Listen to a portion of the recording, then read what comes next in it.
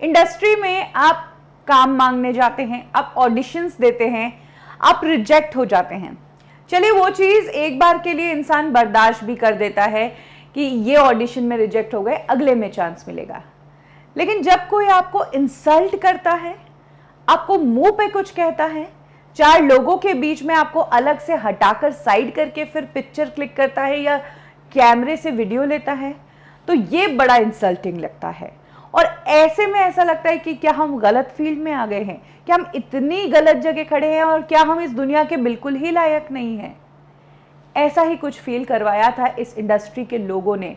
इस इंडस्ट्री के लोगों की बात कहूँ या मीडिया की बात कहूँ, मीडिया ने भी एक एक्टर को, जो आज नेशनल अवार्ड विनिंग एक्टर है, इंडस्ट्री को फक्र है उस एक्टर पर, वही मीडिया जो उस दिन अवॉइड कर रही थी वो आज इंटरव्यूज़ के लिए पीछे घूम रही है और आज इनका तबका बोल रहा है इंडस्ट्री में।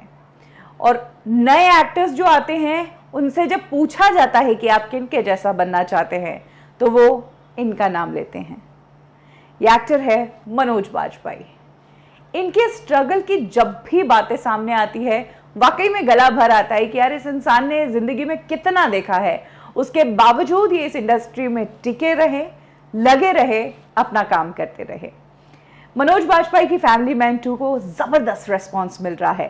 फर्स्ट सीरीज़ को भी अच्छा रिस्पॉन्स मिला था और इसके लिए भी अच्छा रिस्पॉन्स मिल रहा है।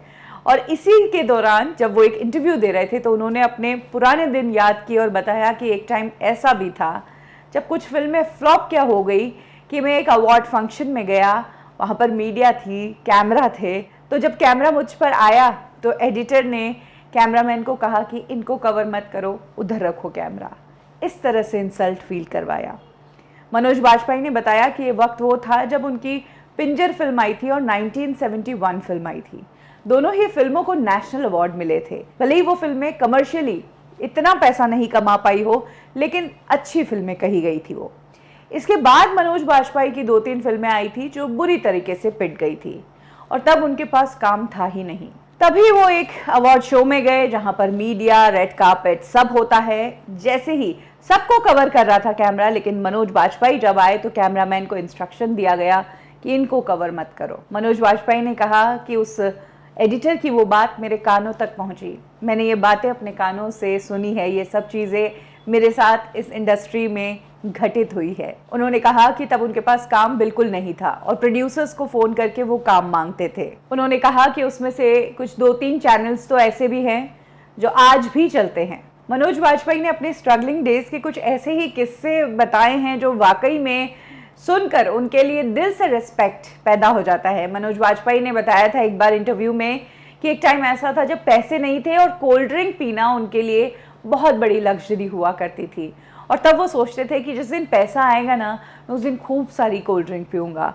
और वाकई में जब उन्होंने पैसा कमाना शुरू कर दिया तो उन्होंने अगले 3 महीनों तक हर रोज़ कोल्ड ड्रिंक्स पी थी। ऐसे ही नहीं कि उनके साथ वाले एक्टर्स उन्हें अपना गुरु मानते हैं और उनके चप्पलों को उनकी दक्षिणा के रूप में अपने पास रख लेते हैं, जैसा कि पंकज त्रिपाठी ने किया था।